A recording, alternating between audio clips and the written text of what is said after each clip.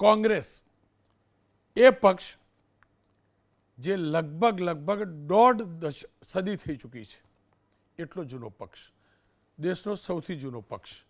ગુજરાતની અંદર 90 સુધી સતત 90 પછી પણ થોડા ઘણા વર્ષ એક હતું શાસન કરતું હતું, મજબૂત હતું કોંગ્રેસ. પરંતુ આપણા પ્રદેશમાં કોંગ્રેસ શાસક તો દૂર, વિપક્ષ તરીકે પણ ગણી ગાંઠી જગ્યા એટલે કે આંગળીના વેઢે ગણાય ને એ સ્થિતિમાં છે. શરૂઆત તમને વિધાનસભાથી કરવા માગું છું. કેમ કરું છું એનું કારણ કહું. કોંગ્રેસ કથળી રહી છે.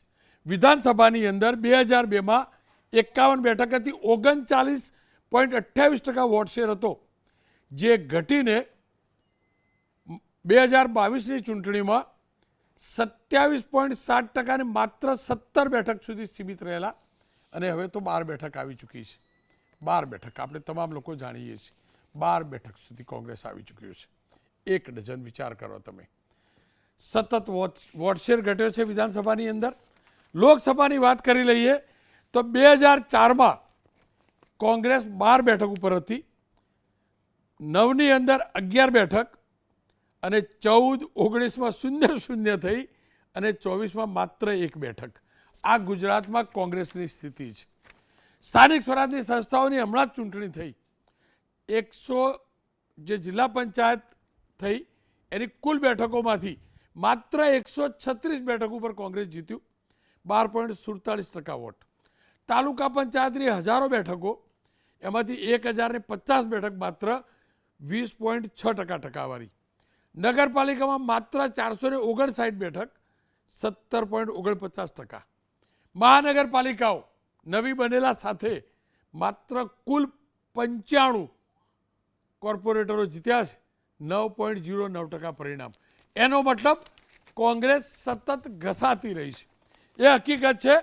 કોંગ્રેસના અનેક નેતાઓ કોંગ્રેસ છોડીને ગયા છે, કોંગ્રેસને દગો કરીને પણ ગયા છે.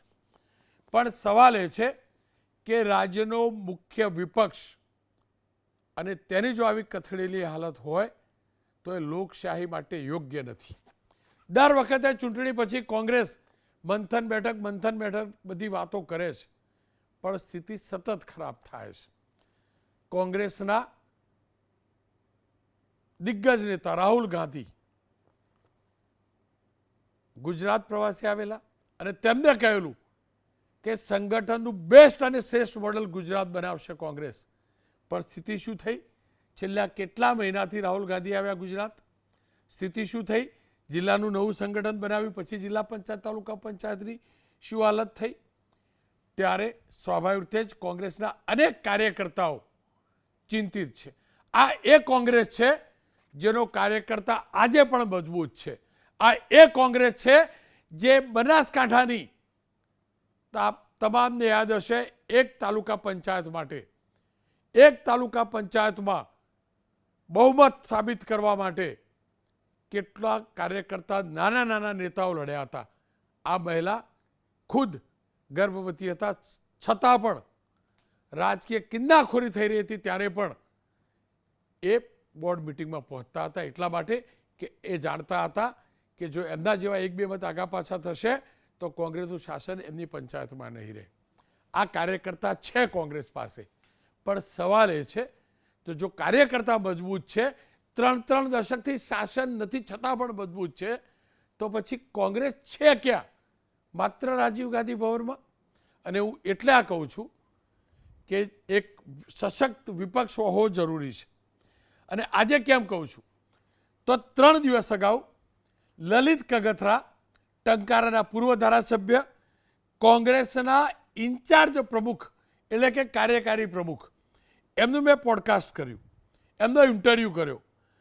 તો એમને સ્પષ્ટ કહ્યું કે હવે હું રાજકીય નિવૃત્તિ લેવા જઈ રહ્યો છું. કારણ પૂછ્યું તો એમને કહ્યું કે આ પક્ષમાં ડિસિપ્લિન નથી. તેમને કહ્યું કે પ્રદેશના નેતાઓએ કાર્યકારી પ્રમુખ હોવા છતાં પણ એમની સાથે સંકલન નથી રાખતા. તેમને કહ્યું કે કોંગ્રેસના 1 ડઝન ધારાસભ્યો છે પણ કોંગ્રેસ એમને પણ એક સાથે નથી રાખી શકતું. આવો સાંભળી લઈએ લલિત કગથરાએ ભારે હૃદયે નિવૃત્તિની જાહેરાતના સંકેત આપતા આપતા શું કહ્યું છે પોતાના જ પક્ષ માટે? પણ જે રીતે અત્યારે ગુજરાતની લીડરશિપમાં સ્ટ્રોંગનેસ હોવી જોઈએ, ડિસિશન હોવું જોઈએ કે તમે જો 12 ધારાસભ્યોને પણ ન સાચવી શકો અથવા 12 ધારાસભ્યોમાં સંકલન ન હોય તો 120માં શું થાય એ વિચારથી હું દુઃખી છું. એટલે હું કહી જતો નથી. કોઈ એક વ્યક્તિ 12 ધારાસભ્યો હોય એમાં એક ધારાસભ્ય માટે જાહેરમાં જેમ તેમ બોલે તો પાર્ટી કેવી રીતે હાલે? તો આમાં 150 જણા આવે તો મોદી લઈ જાય. તમારામાં તેવડ નથી કહેવાની કે 12 ધારાસભ્યો તમારા છે તો મેં એક ધારાસભ્ય માટે તમે એલફેલ બોલો, એ કેટલા દિવસ હાલે? એટલે મેં નિવૃત્તિ લઈ લીધી.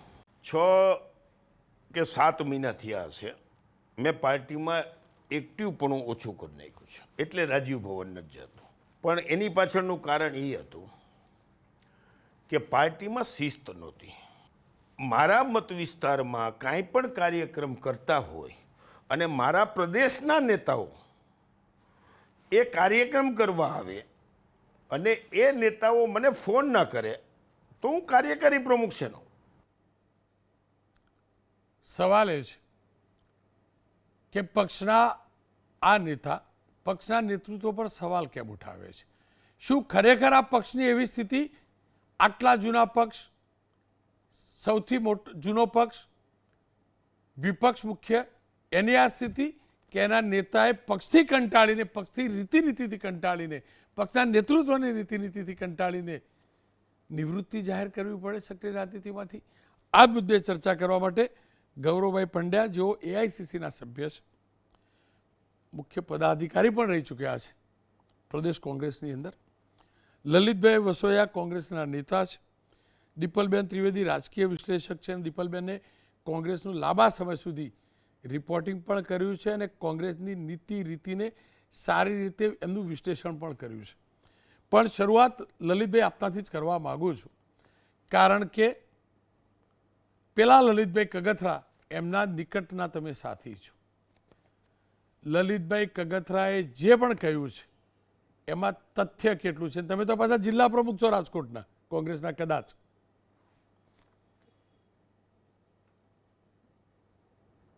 રોનકભાઈ, હું જિલ્લા કોંગ્રેસનો પ્રમુખ હતો. સુજન સંગઠન સુજન અભિયાન વખતે મારી જગ્યાએ હિતેશભાઈ વોરા અમારા જિલ્લા કોંગ્રેસના પ્રમુખ છે. લલિતભાઈ મારા મિત્ર છે.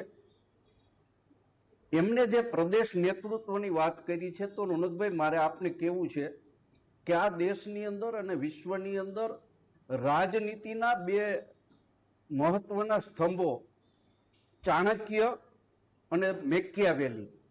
ચાણક્ય નીતિ અને મેકિયાવેલીએ ધ પ્રિન્સની અંદર પણ કહ્યું છે કે આરતી સેનાનું નેતૃત્વ કરવું ગમે તેવા સબળ સેનાપતિ માટે મુશ્કેલ હોય છે.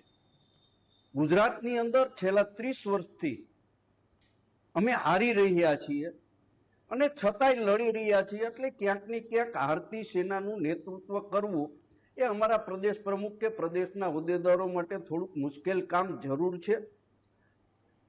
એટલે લલિતભાઈએ જે કાંઈ એની વ્યથાની વાત કરી છે એ વ્યથાએ હું સહમત છું અને નથી. આ બંને વાત એટલા માટે કરું છું કે ક્યાંક ને ક્યાંક નાની મોટી ભૂલો હોય તો એ ભૂલોનું સાથે બેસી અને સમાધાન થઈ શકે, એની વાતચીત થઈ શકે, એનું નિરાકરણ આવી શકે. મતભેદ હોય છે પરંતુ મનભેદ એ આજની તારીખમાં પણ લલિત કગથરા હોય કે અમિત ચાવડા હોય કે પ્રદેશનું શ્રેષ્ઠ નેતૃત્વ હોય તો એની વચ્ચે એવા મન દુઃખો નથી કે સાથે બેસીને પ્રશ્નનું નિરાકરણ ના આવે. લલિતભાઈ કગથરા જેવું સબળ નેતૃત્વ કે જે સૌરાષ્ટ્રના પ્રશ્નો માટે, મોરબી જિલ્લાના પ્રશ્નો માટે, ખેડૂતોના પ્રશ્નો માટે, ઉદ્યોગપતિઓના પ્રશ્નો માટે તાકાતથી 2017 થી 2022 વિધાનસભાની અંદર પણ લડ્યા છે અને ગ્રાઉન્ડ લેવલ ઉપર પણ લડ્યા છે. એટલે એમની ખોટ કોંગ્રેસ પાર્ટીને 100% પડવાની છે એ વાત હું સ્વીકારું છું અને પ્રદેશ પણ સ્વીકારે છે. પરંતુ લલિતભાઈએ જે વ્યથા વ્યક્ત કરી તો લલિતભાઈની સાથે અમે એમના મિત્રો અને પ્રદેશનું નેતૃત્વ બેસી અને લલિતભાઈ ફરીથી પાર્ટીની અંદર એક્ટિવ થાય એના માટેના અમારા પ્રયત્નો હશે અને મને વિશ્વાસ છે કે એમાં અમને સફળતા પણ મળશે. લલિતભાઈ, તમારા જ બીજા મિત્ર કિરીટ પટેલ, બરાબર, એ પણ દુઃખી હતા અને એમની ઉપર ગંભીર આરોપ લાગેલા. કોઈ તો ફૂદી પણ કહેલું, કેવું કેવું કહેલું એમના વિશે. તમારા નેતૃત્વએ શું કર્યું? સવાલ એક. તમે ક્યાં જોડે બેસીશું? અરે કોઈ રહેશે તો જોડે બેસશો ને. લલિત કાકા તો રાજીવ ગાંધી ભવન આવવાની ના પાડે. કગથરા કાકા તો વસોયા કાકા, કગથરા કાકા રાજીવ ગાંધી ભવન આવવાની ના પાડે. કહો ક્યાં જઈને બેસશો? સમજાવો મને હવે. અને બેસવા માગો છો ખરા? અને હું તો કેમ કહું છું, હજી ફરીથી કહું છું, તમારા પક્ષનો ઇન્ટરનલ આ મામલો છે, પણ એક નાગરિક તરીકે અપેક્ષા હોય કે વિપક્ષ મજબૂત રહે અને વિપક્ષના મજબૂત નેતાઓ લડાઈ કરે, રણ ન છોડે. રણ છોડ્યું ગણાય.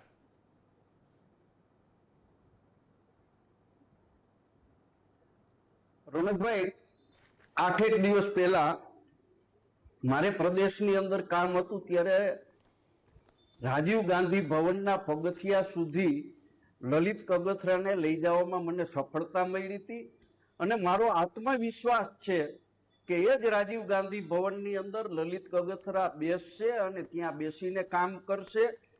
તો નાની મોટી બાબતો જે કંઈ હશે એ સોલ્વ કરવાનો પ્રયત્ન કરશું. મારા મિત્ર, બીજા મિત્ર કિરીટ પટેલ અને જિજ્ઞેશભાઈ, તમે જિજ્ઞેશભાઈનું નામ નથી લીધું પણ હું લઉં છું, એ બંને યુવા છે, બંને આક્રમક છે અને એક ઉત્તર ગુજરાતના કોઈ પ્રશ્ન માટે બંને સાથે બેસીને ચર્ચા કરવાને બદલે મીડિયાની સામે આવ્યા અને જિજ્ઞેશભાઈએ જે કાંઈ બોલ્યું એ બાબતે પ્રદેશની અંદર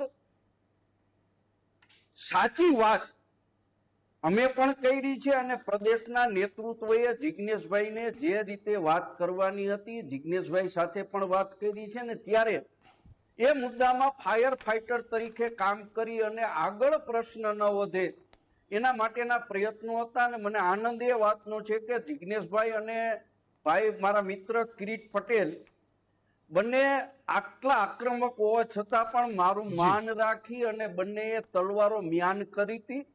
બંનેને સાથે અમે બેસાડશું ને અમારા પ્રયત્નો છે. અમારું પ્રદેશનું નેતૃત્વ, જો અમિતભાઈ ચાવડા, મેં પહેલા વાત કરી કે ભારતીય સેનાનું નેતૃત્વ કરવું રોનકભાઈ કોઈ પણ વ્યક્તિ માટે અઘરું હોય છે. જી જી. પરંતુ અમિત ચાવડા પુનેપૂર્વક અત્યારે પાર્ટીનું નેતૃત્વ કરી રહ્યા છે. પાર્ટીના કાર્યકર્તાઓ એના નેતૃત્વમાં તાકાતથી લોકોનો પ્રશ્ન ઉઠાવી રહ્યા છે, લડી રહ્યા છે. લલિતભાઈ, જોડાયેલા રહેજો, જોડાયેલા રહેજો. તમને તો ઉત્તર ગુજરાતના સૌરાષ્ટ્રની વાત કરી, દક્ષિણ ગુજરાત લઈ જાઓ. આ જે ચૂંટણીઓ થઈ સ્થાનિક સ્વરાજની સંસ્થાની, એના પછી સુરતની અંદર ભટાર કાપડિયાવાડીમાં કોંગ્રેસ નવનિર્માણનો કાર્યક્રમ યોજાયો. પ્રદેશ કોંગ્રેસનો ને ધ્યાન રાખજો, ધ્યાનથી સાંભળજો લલિતભાઈ. સૌરાષ્ટ્રને બહુ તમે જાણો, દક્ષિણ ગુજરાતના વધુ જાણો. હવે ત્યાં આગળ આ કાર્યક્રમ ગૌરવભાઈ પંડ્યાને તો જાણો ને તમે, દિગ્ગજ નેતા માનો કે નહીં. એમને કહેલું કે પ્રદેશ અધ્યક્ષે આની જવાબદારી સ્વીકારવી જોઈએ આપણો. એમને પણ કહ્યું ભાજપનો સ્લીપર સેલ છે કોંગ્રેસમાં, કોંગ્રેસ મારી ભાજપ સાથે સેટિંગ કરે છે, આ બધા પુરાવા આપવાનો એમનો દાવો કરેલો. અને એટલે જ એ વાત જો કે જૂની થઈ ગઈ, પણ મને લાગ્યું કે આજે લલિતભાઈ અમને પણ પૂછી લઉં, એટલે જ મેં ગૌરવભાઈ સાથે વાત કરી છે ને, એકવાર સાંભળી લો. ગૌરવભાઈ, લલિતભાઈ કગથરાને આપે સાંભળ્યા હશે, પૂર્વ ધારાસભ્ય છે, કાર્યકારી અધ્યક્ષ પણ છે. લગભગ એમને નિવૃત્તિની જાહેરાત કરી દીધી મારા પોડકાસ્ટમાં, અને જે કારણો બતાવ્યા છે. તમારો રાજકીય અનુભવ શું કહે છે, કોંગ્રેસનો અનુભવ શું કહે છે? લલિતભાઈની આ પ્રકારે નિવૃત્તિ જાહેરાત કરવા પાછળનું કારણ યોગ્ય કે અયોગ્ય? લલિતભાઈની વ્યથા સાંભળી અને હું એમ માનું છું કે સિનિયર આગેવાનની વ્યથા, આ રીતની વ્યથા એ દુઃખદ છે. પાર્ટી માટે સંજોગો જ્યારે સારા નથી ત્યારે વધારે દુઃખદ છે. પણ એમણે જે વાત કરી છે એ વાત બિલકુલ સાચી છે એમ કહેતા મને સંકોચ નથી થતો. મુઠ્ઠીભર લોકો વચ્ચે પણ જો સંકલન ન હોય તો પછી આવડી મોટી વ્યવસ્થાને કેવી રીતે સાચવવાના, આવડા મોટા દેશની સમક્ષ કોંગ્રેસને કેવી રીતે લઈને જવાના, આવડા મોટા ગુજરાતની સમક્ષ કેવી રીતે કોંગ્રેસને લઈને જવાના. અને લલિતભાઈ કગથરા એક નીવડેલો નિષ્ઠાવાન આગેવાન છે, કાર્યકારી પ્રમુખ છે ગુજરાત પ્રદેશ કોંગ્રેસ સમિતિના, અને એને જો વિશ્વાસમાં લેવામાં ન આવતા હોય, એમના પોતાના વિસ્તારની અંદર કામ થતું હોય ત્યારે ન કોઈ પૂછતું હોય અથવા જણાવતું હોય, તો સ્વાભાવિક છે કે કોઈ પણ સ્વમાની માણસ છે, એ લલિતભાઈ હોય કે હું હોઉં કે કોઈ બી હોય, કોઈ સ્વમાની માણસ પોતાનું માન સન્માનને નેવે મૂકીને તો કોઈ કામ ન કરે ને. એટલે એમણે આપે તો સારા શબ્દ કીધું કે લગભગ નિવૃત્તિ જાહેર, પણ મારા સમજમાં તો એવું આવ્યું કે એમણે સંપૂર્ણ નિવૃત્તિ જાહેર કરી જ દીધી કે હું હવે એટલે મેં નિવૃત્તિ કેળવી લીધી છે, પ્રદેશ સમિતિમાં જતો નથી, સંકલન નથી, 12 ધારાસભ્યોને સાચવી શકાતા નથી. આ બધો જે એમની વ્યથા છે એ બહુ યથાર્થ છે, અને કમનસીબે અત્યારે ગુજરાત કોંગ્રેસની આ તાસીર થઈ ગઈ છે. એક એવો અભિગમ અપનાવવામાં આવી રહ્યો છે કે જે સિનિયર લોકો છે, જે નીવડેલા લોકો છે, જે અનુભવી લોકો છે, જેમના અનુભવ પરથી પક્ષને કંઈક મળી શકે એમ છે, એને ધરાહાર અવગણના કરવી, એમને અપમાનિત રાખવા, એમને હાંસિયામાં ધકેલી દેવા, જેથી કરીને અત્યારે જે કોઈ પણ સંભાળી રહ્યા છે પાર્ટી, એની ખુરશી સલામત રહે. ગૌરવભાઈ, એક તરફ રાહુલ ગાંધી એમ કહેતા હતા કે ગુજરાતને દેશમાં કોંગ્રેસ સંગઠનનું મોડલ સ્થાપિત કરશે. દાવો એ, હકીકત બીજી. રાહુલ ગાંધી પણ છેલ્લા લાંબા સમયથી ગુજરાત પ્રવાસે નથી આવતા. આ સંજોગોમાં ચૂંટણીને માત્ર 16-18 મહિના જ બાકી છે, તો કેવી રીતે મોડલ પ્રસ્થાપિત થશે, મારે આ જ સમજવું હતું. મને આપે જે કીધું તે ચિંતા મને બી છે કે સંગઠન સૃજન અભિયાનની શરૂઆત ગુજરાતમાંથી થઈ. પાયલોટ પ્રોજેક્ટ, ગુજરાતને પાયલોટ પ્રોજેક્ટ તરીકે અપનાવવામાં આવ્યો, અને પછી હવે આખા દેશમાં એને ફોલો કરવામાં આવી રહ્યું છે. પણ ગુજરાતે જે પરિણામો આપ્યા, એ પરિણામો પાયલોટ પ્રોજેક્ટ તરીકે જે રાજ્યમાં કામ થયું હોય એમાં જો આવા પરિણામો આવે, તો હું ચોક્કસપણે માનું છું કે રાહુલજી આ બાબતે ખરેખર ચિંતિત હશે જ, અને એ કદાચ એના વિશ્લેષણોમાં, એના એનાલિસિસમાં, એમાંથી શું રસ્તો કાઢવો, એને કેવી રીતે નવું રૂપ આપવું, કેવી રીતે નવસર્જન કરવું, નવનિર્માણ કરવું, એના વિચારમાં થોડો સમય લાગ્યો છે. પણ મને ચોક્કસ ખાતરી છે કે હાઈકમાન્ડ, રાહુલ ગાંધી, અમારા ખડગે સાહેબ અને તમામ પક્ષના જવાબદાર લોકો આ બાબતે હવે બિલકુલ જાગૃતિપૂર્વક હાથ પર લીધી છે.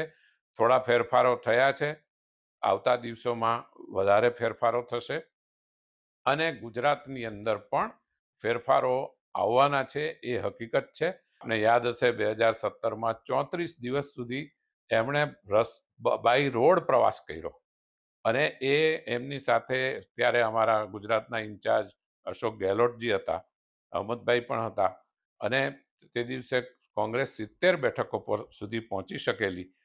સાથીઓના પહેલા સાથે જો ગણીએ તો 80ની નજીક પહોંચી ગયેલા. ગૌરવભાઈ, તમારી શ્રદ્ધા એક તરફ, બીજી હકીકત એ પણ છે કે અનેક ધારાસભ્યો, અનેક નેતાઓ પાર્ટી છોડીને બીજેપીમાં જોડાઈ ચૂક્યા છે. લલિત કગથરા જેવા બીજેપીમાં જવા નથી માગતા, પણ નિષ્ક્રિય થઈ રહ્યા છે. તમને નથી લાગતું કે નવસર્જન કરવાના પહેલા વિસર્જન તરફ જઈ રહ્યા છો તમે લોકો? કોંગ્રેસ મુક્ત ગુજરાત થઈ રહ્યું છે. સ્થાનિક સ્વરાજની સંસ્થાઓનું પરિણામ જાણો છો તમે. સ્થાનિક સ્વરાજની ચૂંટણીઓ પૂરી થઈ પછી તરત જ મેં આ વાત કરેલી હતી કે જો નવનિર્માણ નહીં કરીએ, જો પક્ષને રિકન્સ્ટ્રક્ટ નહીં કરીએ, તો આનું રિપેરિંગ શક્ય નથી. એ વારંવાર મેં આ વાત કરેલી છે. મેં તો ચાણક્યનો એક જૂની વાત પણ નું ઉદાહરણ આપેલું, અને ચાણક્યજીએ એવું સ્પષ્ટ કીધેલું કે જે ઇમારતનું રિપેરિંગ શક્ય નથી, જેની મરામત શક્ય નથી, એને ધ્વંસ કરીને એને નવેસરથી નિર્માણ કરવું, એ જ બુદ્ધિશાળી વ્યક્તિનું કામ છે. જો અનેક લોકો આ ચર્ચા પણ કરે છે, રાજકીય વિશ્લેષકો પણ ચર્ચા કરે છે કે હવે તો એવું લાગે છે કે બીજેપી કોંગ્રેસને હરાવતું નથી, કોંગ્રેસ જ જીતવા નથી માગતું ગુજરાતમાં. અને રાહુલ ગાંધી પણ આવું જ કહી ચૂક્યા છે કે કોંગ્રેસીઓ ધારે બધા ભેગા થઈને, એકમત થઈને, યુનાઇટેડ થઈને, ડિસિપ્લિન સાથે જો ધારે તો પરિણામ બદલી શકે છે. અને પરિણામ લાવી શકે છે. બાકી જો આ જ પરિસ્થિતિ રહી, જો પરસ્પર વિશ્વાસનો અભાવ રહેશે, જો આ જ અભિગમ રહે, તો પરિણામ તો ભીત પર લખાયેલું દેખાય છે બધાને. તો મોટાભાઈ ધારતા કેમ નથી? ચલો, તમે કોઈ ધારત કરી છે, ધારતા કેમ નથી? એ મેં જ કીધું, ધારતા એટલા માટે નથી કે પરસ્પર વિશ્વાસનો અભાવ છે. બધાને એમ છે કે મારી જગ્યા કોઈ લઈ લેશે, મારું સ્થાન લઈ લેશે, મારી ખુરશી જતી રહેશે, મારું જે અત્યારે જે કંઈ નાનું મોટું વર્ચસ્વ છે એ મારે ગુમાવી દેવું પડશે. એ બીકમાં એક ફોબિયા થઈ ગયો છે, એક કોમ્પ્લેક્સ થઈ ગયો છે બધાના માનસમાં, અને ખાસ કરીને એ લોકોના માનસમાં જે એક વખત આ સ્થાન પર પહોંચી ચૂક્યા છે. એમને એવી ચિંતા છે કે અમારો ગરાસ લૂંટાઈ જશે, શું થશે? ભાઈ, પાર્ટી રહેશે તો ગરાસ પાછો મળશે, પણ પાર્ટીમાં જે કામ કરનારો તમારો સાથી છે એને સન્માન આપો, માન આપો, એને સાથે રાખો. આપણે આપણા અભિગમમાં ફેરફાર કરીએ, બધાને સાથે લઈને ચાલવાનો અભિગમ અપનાવીએ તો કોંગ્રેસીઓ એક થઈને ચોક્કસ પરિણામ લાવશે. જો શંકરજી વાઘેલા જ્યારે પાર્ટીમાં હતા કોંગ્રેસમાં, ત્યારે અદ્ભુત વાત કરતા હતા. એવું કહેતા હતા કે પહેલાં જીતો તો ખરા, પછી વેચવા માટે લડો. મારે આ જ સમજવું છે, કંઈક લો પછી વેચવા લડો, પણ કશું છે નહીં તો લડો છો કેમ? આ મેં કીધું તેમ ગરદી વગરની શેની ધક્કા મૂકી છે તે સમજાતું નથી. અહીંયા અત્યારે તો વેચવા જેવું કશું રહ્યું જ નથી, કંઈ છે જ નહીં વેચવા જેવું. જ્યારે વેચી શકાય એવું કંઈક ભેગું કરશું તો વેચવાનો વારો આવશે ને. એટલે એટલીસ્ટ કમસે કમ ભેગું થાય એટલા માટે તો ભેગા થાવ. મને ચોક્કસ વિશ્વાસ છે, હું દિલ્હી બી ગયેલો હતો, નેતાઓને પણ મળ્યો હતો, ગુજરાત બાબતે બધા ચિંતિત છે, અને મને એવો સંદેશો આપવામાં આવ્યો કે થોડો સમય રાહ જુઓ અને ગુજરાતને ફરીથી બેઠું કરવા માટે જે કંઈ પ્રયત્ન કરવા પડશે એમાં બધામાં અમે તમને પૂરેપૂરો સાથ સહકાર બધાને સાથે લઈને ચાલશું. ગુજરાતને બેઠું ને કોંગ્રેસને બેઠું કરવાની વાત કરીએ છીએ. એક અંતિમ સવાલ, શું કોંગ્રેસમાં લલિત કગથરા જેવા એક છે કે અનેકની આ વ્યથા છે? સાચું બોલવામાં મારે લોભ નહીં કરવો જોઈએ, એટલે અનેકની આ વ્યથા છે એ મારે સ્વીકારવું પડે, અને એ વ્યથામાંથી એને કેવી રીતે બહાર કાઢવા એ નેતૃત્વની જવાબદારી છે. ડિમ્પલબેન મારી સાથે જોડાય છે. બેન, આપે તો લાંબા સમયથી મોનિટરિંગ કર્યું છે રાજનીતિક, બીજેપી કોંગ્રેસ તમામનું. રાહુલ ગાંધી કહેતા હતા કે લગ્નના ઘોડા ને રેસના ઘોડા. લગ્નના ઘોડા લોકો ઉતારતા હતા, રેસના ઘોડા નહોતા ઉતારતા. પણ આ રેસનો ઘોડો કે જે 17માં લડ્યો જીત્યો, ત્યારબાદ હારવાનું છતાં પણ માફ કરજો, પાર્લામેન્ટ લડ્યા, હાર્યા, પણ રેસમાં રહ્યો. પણ એ રેસનો ઘોડો એમ કે હવે મારે ચૂંટણીએ નહીં લડવી અને રાજનીતિ છોડું, તો પછી આ દિશા બદલશો અને દશા બદલીશું એવું એક સૂત્ર હતું, કોંગ્રેસ લઈ હતા. તમને લાગે છે કોંગ્રેસની દશા દિશા બદલાશે ખરી? રોનકભાઈ, હું નિરાશાવાદી વ્યક્તિ નથી, અને હું માનું છું કે કોઈ પણ રાજકીય પક્ષ હોય તેમાં ઉતાર અને ચડાવ તો આવ્યા જ કરે. જે કોંગ્રેસની અત્યારે જે હાલત છે તે પેલા જનસંઘની કે ભાજપની આ હાલત 50-60 વર્ષ સુધી ભારતમાં રહી જ છે. પણ એનો મતલબ એ નથી કે અટલ બિહારી વાજપેયી હોય કે પેલા શ્યામા પ્રસાદ મુખર્જી હોય કે કેશુભાઈ પટેલ હોય, તે પોતાની વિચારધારાને ડિસ્કાઉન્ટ ઉપર મૂકીને એની સોદાબાજી કરી લે કે પછી નિવૃત્તિ લઈ લે. એટલે નિવૃત્તિ તો એ ઉપાય જ નથી. લલિતભાઈને હું એની માટે કોંગ્રેચ્યુલેટ કરીશ કે તેમણે પોતાની જાતને, પોતાના આત્મસન્માન માટે જાગૃત રહીને નિવૃત્તિની જાહેરાત કરી છે. તેમની લાગણી સાથે હું સહમત છું, અને સાથે સાથે તેમણે વિચારધારાની સોદાબાજી નથી કરી, તે પણ એક ખૂબ જ સારી વાત કહી શકાય. પણ જેમ મેં પહેલાં કહ્યું એમ બધી રાજકીય પાર્ટીમાં ઉતાર ચઢાવ તો આવ્યા જ કરે. આપણે જો જનસંઘની વાત કરીએ કે ભાજપ જ્યારે બની નહોતી ત્યારે જનસંઘને આખા ભારતમાંથી 3 જ સીટ મળતી હતી. ગુજરાતમાં તો અત્યારે પણ 12 સીટ છે ને કોંગ્રેસની, ત્યારે તો આખા દેશમાં જનસંઘને 3 સીટ મળેલી. ભાજપને આખા દેશમાંથી 2 જ સીટ મળેલી છે, મહેસાણા અને આંધ્રપ્રદેશમાંથી. પણ એનો મતલબ એ નથી, એ આવા નિર્ણય કોણ લે તો કે ભાઈ તકવાદી, રાજકીય નેતાઓ લે, જે વિચારધારાને વરેલા લોકો હોય તે સોદાબાજી ના કરે. અને હું માનું છું કે લલિતભાઈની લાગણી છે એ બિલકુલ સાચી છે રોનકભાઈ. કારણ કે જો મારા કોઈ સગાવાલા બારગામથી આવે અને મારા ઘરે ચા પાણી કરવાના બદલે તમને મળીને તમારી સાથે હા હી કરીને ચા પાણી કરીને નીકળી જાય તો મારી લાગણી પણ દુભાય. એટલે આ પક્ષના નેતૃત્વની, એટલે પક્ષના પ્રમુખ એ પરિવારના મોભી છે. એટલે તેમણે જ્યારે પક્ષ કપરા સમયમાંથી પસાર થતો હોય, અત્યારે કોંગ્રેસની હાલત જેમ આપે કહ્યું એમ ખરાબ જ છે, એટલે જ્યારે પક્ષ કપરા સમયમાંથી પસાર થતો હોય ત્યારે તો પરિવારના મોભીની, પરિવારના સિનિયર નેતાઓની, પ્રમુખની જવાબદારી ઓર વધી જાય છે. એટલે તેમણે વ્યક્તિગત અહંકાર કે જૂથબંધી કે કોઈ ખોટા વાદ વિવાદ અને ઈગો ઇશ્યુઝથી ઉપર આવવું જ પડે. અને બધાને તમે જો બાર લોકોથી તો વધારે આપણા પરિવારમાં હોય, તમે 12 લોકો વચ્ચે સંપ ના રાખી શકો, સંકલન ના રાખી શકો તો તમારી લીડરશિપ ક્વોલિટી ક્યાં છે? એટલે હું આપે જેમ પહેલાં કહ્યું કે કોંગ્રેસનો કાર્યકર છે એ તો બહુ કમિટેડ માણસ જ છે. એટલે હું આમાં વાંક નેતાઓનો માનું છું. અને લલિતભાઈની લાગણી સાથે હું બિલકુલ સહમત છું કે તેમની લાગણી દુભાય જ તે. પણ સાથે સાથે હું એ પણ કહીશ કે લોઢું જ લોઢાને કાપે. એટલે જે તમે પહેલાં કહ્યું કે રાહુલ ગાંધીએ મોટી એનાઉન્સમેન્ટ કરી હતી, જો હવે કોંગ્રેસ છે એ ગુજરાતને ફોકસમાં નહીં રાખે તો જેમ મેં પહેલાં કહ્યું કે લોઢું જ લોઢાને કાપે, એમ only iron can kill an iron. એટલે ગુજરાત સિવાય ભાજપનો અફેક્ટ કરવી કે એને તમે એનો ક્ષય એ ગુજરાતથી જ પોસિબલ છે. એટલે જો ગુજરાતમાં કોંગ્રેસ એનું માળખું, કોંગ્રેસ એનું આ જે નાનો પરિવાર છે એને એક સાથે યુનાઇટેડલી સંપ સાથે સ્ટ્રેટેજી સાથે આગળ નહીં કરે તો કોંગ્રેસની હાલત અત્યારે જે 12 સીટ છે એનાથી પણ ખરાબ થઈ શકે એમ છે. રોનકભાઈ બેન, જો આ તો કોંગ્રેસ કદાચ પેલું જૂનું સૂત્ર નાનું કુટુંબ સુખી કુટુંબમાં માનતું હશે, પણ સુખી તો રહેવું જોઈએ, દુઃખી તો ના થવું જોઈએ. તમામ ઠેકાણે નાનું લલિતભાઈ હસી ગયા. જુઓ, હવે બીજું તમે ચઢાવ ઉતારની વાત કરી બેન, પણ આ તો સતત ઉતાર જ છે નીચે જ. બીજું તમે જનસંઘની અને બીજેપીની વાત કરી, બેને શૂન્યમાંથી 2 ઉપર પહોંચેલા, શૂન્યમાંથી 3 ઉપર પહોંચેલા, 149 થી 12 ઉપર નથી પહોંચ્યા. મારો કહેવાનો મતલબ સમજવાનું. બીજું લલિતભાઈનો દુઃખ થાય કોંગ્રેસ માટે. બેન સાંભળો, લલિતભાઈનો દુઃખ થાય, મને તો દુઃખ એટલે થાય કે સબળ વિપક્ષ કેમ નહીં, એટલે આપણને તકલીફ થાય, એટલે આપણે ચર્ચા કરીએ છીએ. કમસે કમ મારા પ્રદેશમાં વિપક્ષ તો સબળ હોવો જોઈએ. વિપક્ષ સબળ નથી એટલે શાસક સ્વચ્છંદી બની ગયો છે, એટલે આ ચર્ચા કરું છું. રોનકભાઈ, તમારી લાગણી અને તમારી આર્ગ્યુમેન્ટ બિલકુલ સાચી છે કે લોકશાહીમાં વિપક્ષ મજબૂત હોવો જોઈએ, પણ વિપક્ષ મજબૂત થવા માટે એક ઇન્ફ્રાસ્ટ્રક્ચર, એક ઇકોસિસ્ટમ બી હોવી જોઈએ.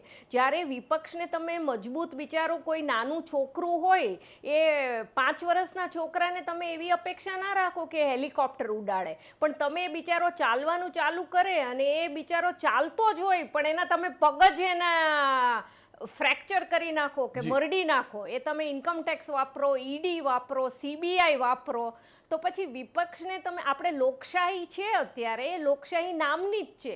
એટલે હું જે વિપક્ષ ભારતમાં સબળ નથી તેની માટે હું ખાલી વિપક્ષનો જ વાંક ના કાઢી શકું. એ પછી આમ આદમી પાર્ટી હોય કે પછી કોંગ્રેસ હોય કે DMK હોય કે વિજય જોસફની પાર્ટી હોય કે TMC હોય, બધે એક ઇકોસિસ્ટમ છે એ લોકશાહીની અત્યારે શું ભારતમાં છે ખરી? આપણે સાચે આમ જોઈએ તો જો લલિતભાઈ જોડાયા બેન, લલિતભાઈને પૂછ્યું, લલિતભાઈ જુઓ, કશુંક રાખીએ તો કોઈ લઈ જાય ને, ક્યાંક એવું તો નથી ને કે 149માંથી ઘટતા 12 ઉપર આવી ગયા, હવે એટલા જતા રહે, કોઈ લઈ જ ના જાય કશું. આવી સ્થિતિ. મને તો આ લલિતભાઈ જતા રહે, પેલા કિરીટભાઈ મળે દુઃખી, બીજા મિત્રોને મળે દુઃખી. હજી તમને કહું છું લલિતભાઈ, તમારામાં, લલિત કગથરામાં, કિરીટ પટેલમાં, અમિત ચાવડામાં, એક તમારા ધારાસભ્યને એક નેતામાં જે જનૂન નથી ને, એ કોંગ્રેસના કાર્યકર્તામાં એ જનૂન મેં જોયેલું. આ તાલુકા પંચાયત, જિલ્લા પંચાયત વખતે બિનહરીફ થતા હતા, તમારા નેતાઓને પડી નથી, કાર્યકર્તા ઝઘડતો હતો. દિયોદરની અંદર પેલી બેન ઝઘડતી હતી, તમારો એક પ્રદેશનો નેતા નહોતો ગયો. બેન સમજો હું કેમ કહું છું, તમે કહો છો ને ઈડી બીડી નહીં, તે તો ઈડી નહોતું નડતું ને, પ્રદેશનો એક નેતા નહોતો ગયો ત્યાં આગળ. દિયોદરની તાલુકા પંચાયત જિલ્લા પંચાયત જે ચૂંટણી હતી એ વખતે પેલી એક સભ્ય લડતી હતી, પ્રેગ્નન્ટ લેડીઝ હતી હતી, એટલો મોટો મુદ્દો હતો, કિન્નાખોરી હતી જ, બરાબર. પણ લલિતભાઈ સવાલ આ છે, લડતા ક્યારે શીખશો? આંતરિક લડાઈમાંથી બહાર ક્યારે આવશો? ક્યારે ધાર કાઢશો? પેલી તલવાર મ્યાન કરી, પણ કમસે કમ એ તલવાર ધારવાળી તો હોવી જોઈએ, બુઠ્ઠી જ રાખવાની, રાજકીય રીતે બુઠ્ઠી. રોનકભાઈ, તમે બહુ સારો જવાબ જ આપ્યો. જી, તમે જ કોંગ્રેસને સારો જવાબ આપ્યો કે કોંગ્રેસ. જી બેન, પૂરું કરી લો, પૂરું કરી લો બેન. હા રોનકભાઈ, હું એમ કહેતી હતી કે તમે જ સાચો જવાબ આપ્યો કે કોંગ્રેસ ત્યારે જ તે થોડીક મજબૂત બનશે જ્યારે અંદર અંદર આંતરિક રીતે લડાઈ કરવાનું જી. બંધ કરશે. અને આ 12 લોકોમાં આટલા ઝઘડા કરે, આમાં તમે ચેનલ હેડ તરીકે હું રાજકીય વિશ્લેષક તરીકે શું બોલી શકું? જ્યારે કોંગ્રેસ હોય એ પોતે જ એટલી લડાઈ કરે અને એકબીજાનું જી. એટલું ક્રિટિસિઝમ એ પોતે જ કરી લે કે આપણને ક્રિટિસાઇઝ કરવાનો મોકો પણ નથી આપતી કોંગ્રેસ આજકાલ. યાર લલિતભાઈ મારી સાથે ફરીથી લલિતભાઈ છેલ્લી કોમેન્ટ લઈ લો. હવે મને એ ખબર નહીં પડતી નિર્જીવ કહેવી, મૂર્છિત કહેવી કે શું કહેવું. ઘણા લોકો ફિનિક્સ પક્ષી કહે છે, પણ આ તો મારી રાજકીય સમજ આવી ને ત્યારથી આ શબ્દ સાંભળતો આવ્યો, પણ એ પક્ષી ઉડી જ ન બોલાડો. રોનકભાઈ, પેલા તો હું દીપલબેન નો આભાર માનીશ કે આજે નિખાલસતાથી એને જે કહેવાનું હતું એ કહ્યું છે ને. દીપલબેન થી આખા ગુજરાતના એબીપી ના દર્શકો આજે રાજી થવાના છે કે કોક તો ઈડી વિશે, સીબીઆઈ વિશે કે વિરોધ પક્ષને દબાવીને તોડવાનું કામ કરે છે એવું બોલ્યા. રોનકભાઈ, કોંગ્રેસની અંદર આંતરિક લોકશાહી છે ને એટલા માટે જ ગૌરંગ પંડ્યા હોય, લલિત કગથરા હોય, કિરીટ પટેલ હોય કે લલિત વસોયા હોય, એની વ્યથા વાચા પાર્ટીના શિસ્તની જી. થોડીક સાઇડલાઇન કરીને પણ મીડિયા સામે ને લોકોની સામે અવાજ ઉઠાવે છે. ભારતીય જનતા પાર્ટીનો આમાં આનાથી મોટો અસંતોષ છે, પરંતુ ક્યાંક સત્તાથી દબાવી દેવામાં આવશે. જી જી, કોક જગ્યાએ અમને અમારી ફાઇલમાં સહી છે તો ફિટ કરી દેવામાં આવશે, એને કારણે બોલતા નથી. આખા દેશની અંદર સૌથી તાકાતથી જો કોઈ પાર્ટી લડતી હોય તો એ કોંગ્રેસ પાર્ટી ગુજરાતમાં લડે છે. તમે જોયું હોય છે કે પશ્ચિમ બંગાળની અંદર કે બાકી મહારાષ્ટ્રની અંદર આયરાના એક જ મહિનાની અંદર પાર્ટીઓ તૂટી છે, જ્યારે અમે 30 વર્ષથી હારી છીએ અને અમારો કાર્યકર્તા ગ્રાઉન્ડ બેઝ ઉપર તાકાતથી લડે છે. આ કોંગ્રેસની તાકાત છે. લલિતભાઈ તમે કહો છો ને તૂટતી નથી, મેં કેટલી વાર કાત ફોડ્યા કોંગ્રેસ તૂટે છે કરીને. છોડો ને, હવે બહુ ઊંડા નહીં ઉતરવું આપણે. 14 ગયા ને 6 ગયા, દર રાજ્યસભાની ચૂંટણી તૂટતા હતા, હવે એટલે નહીં તૂટતા, તૂટે એટલા રહ્યા જ નથી. ખેર, ફરી એક વાર કહું છું, આ ચર્ચા એટલા માટે છે કે લોકશાહીમાં સબળ વિપક્ષ જરૂરી છે. આશા અને અપેક્ષા રાખીએ કોંગ્રેસ ખરેખર આત્મમંથન કરે, એના નેતાઓ કાર્યકર્તાઓને. હું તો બોલીશમાં લઈશ એક નાનકડો વિરામ, અને વિરામ બાદ વાત કરીશ નાનકડી નહીં મોટી, નાસ્તાના બિલની અને ડ્રોન અને શૂટિંગના બિલની.